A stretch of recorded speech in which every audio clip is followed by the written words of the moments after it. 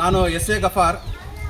ಈ ಕೊಪ್ಪಳ ನಗರದ ದಿಡ್ಡಿಕೇರಿ ಓಣಿಯ ಹಿರಿಯ ಪ್ರಾಥಮಿಕ ಶಾಲೆಗೆ ಹತ್ರ ಕುಡಿಯೋ ನೀರಿಗಾಗಿ ನಾವು ಈ ಹಿಂದೆ ವಿಡಿಯೋ ಮಾಡಿಬಿಟ್ಟಿದ್ವಿ. ಅದ್ರ ಪ್ರಕಾರ ಏನಾದರೂ ಬದಲಾವಣೆ ಆಗಿದೆ ಅನ್ನೋದ್ರ ಬಗ್ಗೆ ನಾವು ಈ ವಾಸ್ತವಾಂಶವನ್ನು ಪರಿಶೀಲಿಸ್ತಾ ಇದ್ವಿ.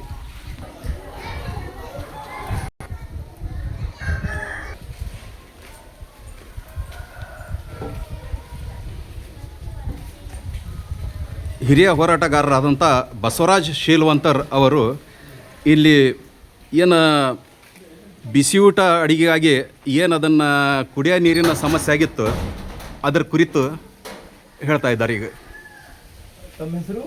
ನಮ್ಮ ಹೆಸರು ಮರಿಯಮ್ಮ ಸರ್. ಮರಿಯಮ್ಮ, ಏನು ಕೆಲಸ ಮಾಡ್ತೀವಿ ಇಲ್ಲಿ? ನಾವು ಬಿಸಿ ಊಟದ ಕೆಲಸ ಮಾಡ್ತೀವಿ ಸರ್. ಇದಕ್ಕಿಂತ ಮುಂಚೆ ನಾವು ಬಂದಾಗ ತಾವು ನೀರಿನ ಸಮಸ್ಯೆ ಇದೆ ಅಂತ ಹೇಳಿದ್ವಿ. ಹೌದು ಸರ್. ಈಗ ಹೆಂಗಿದೆ ಸಮಸ್ಯೆ? ನೀರೆಲ್ಲ ಈಗ ಸಮಸ್ಯೆ ಎಲ್ಲ ಬಗೆಹರೈತಿ ಸರ್. ಮುನ್ಸಿಪಾಲಿಟಿ ಸಿಬ್ಬಂದಿ ಬಂದು ಎಲ್ಲ ವ್ಯವಸ್ಥೆ ಮಾಡಿ ಕೊಟ್ಟಾರೆ ಸರ್. ಎಷ್ಟು ವರ್ಷದಿಂದ ಸಮಸ್ಯೆ ಇತ್ತದು? ಇಲ್ಲಿ ಒಂದು 5-6 ವರ್ಷದಿಂದ ಸಮಸ್ಯೆ ಇತ್ತು ಸರ್. ಒಂದು ಸಣ್ಣ ಸಮಸ್ಯೆ ಬಗೆಹರಿದಿಲ್ಲ?